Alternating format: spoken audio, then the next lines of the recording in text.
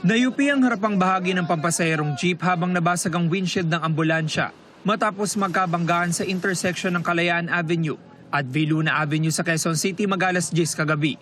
May sakay na lalaking pasyente ang ambulansya na ililipat sana ng ospital. 4 na sakay ng ambulansya ang nasugatan, kabilang na ang driver, 2 taga-barangay at kaanak ng pasyente. Ang pasyente naman agad na inilipat sa ibang ambulansya para madala sa Philippine Heart Center. Nagpapasalamat kami sa Panginoon, wala akong malubang nangyari sa lahat ng sakay ng ambulansya namin. Siguro yung mga galos, yun, mga muscle pain, ganon, chest pain, like yung driver namin. Sugatan din ang 2 pasahero ng jeep. Nadamay sa aksidente maging ang kariton na nakapwesto sa bangketa.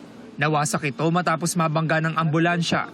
Maswerteng gasgas lang sa noo at braso ang tinamo ni Mang George na natutulog noon sa kariton. May narinig akong wangwang. Parang panaginip na, wang. Bilang tumilapon ako. Nagising ako. Akala ko patay. Kaya kaming 2 magkatabi, Santo Niño.